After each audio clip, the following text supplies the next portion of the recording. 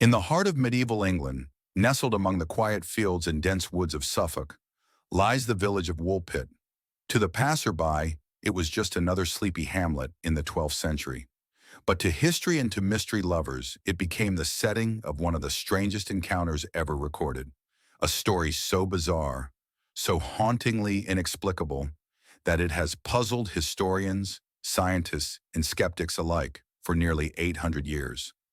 This is the story of the Green Children of Woolpit, two children who appeared from nowhere, speaking no known language, wearing strange clothes, and, most remarkably, with skin as green as the spring leaves.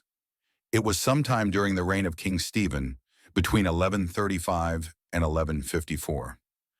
Woolpit, named after the wolf pits dug to catch predators threatening local livestock, was a humble farming village.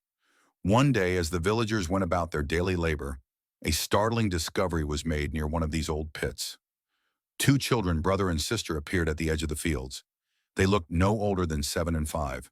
Their clothes were made from unfamiliar fabric, cut in a way no one had seen before. Their hair was unkempt, their eyes wide with fear. But most shocking of all was their skin. It was green, not sickly pale, not bruised, but vividly, unmistakably green. The villagers were horrified. Some thought it a bad omen. Others suspected witchcraft or forest spirits. But compassion overruled fear. The children were taken in, first by local farmers, and eventually by Sir Richard de Calne, a nobleman from nearby Wykes. At first, the children refused to eat anything offered to them. Bread, meat, cheese, they rejected it all.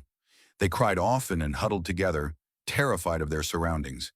It wasn't until someone offered them raw broad beans, freshly picked and still in their pods, that the children ate.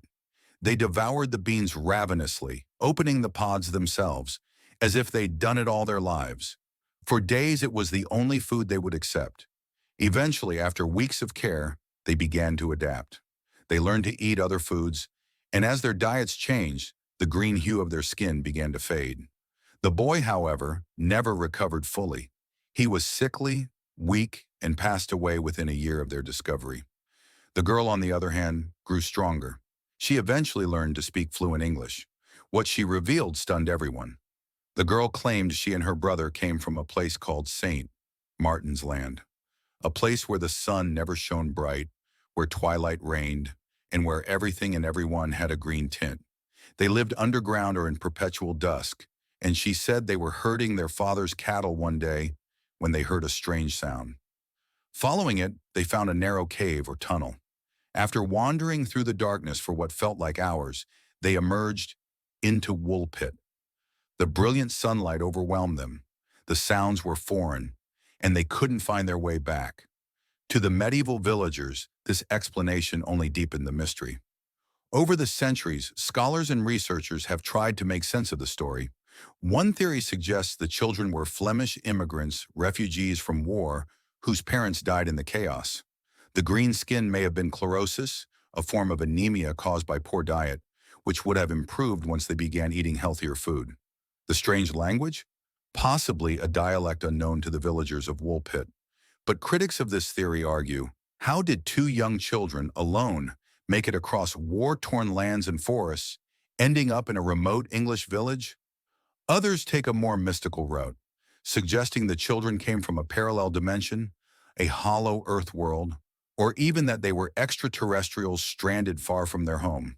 There are also theories involving folklore, such as fairy changelings or spirits punished to live among humans. The truth remains elusive. The green girl stayed in England.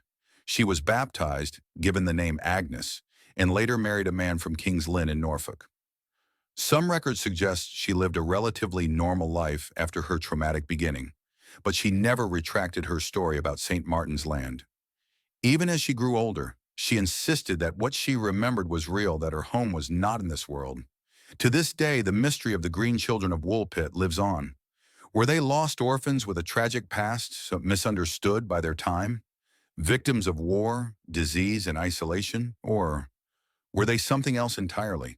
Something not of this earth? In the silence of Woolpit's fields, you can still feel the echo of that old tale, of two strange children, of a land bathed in twilight, and of a mystery that time itself has refused to bury.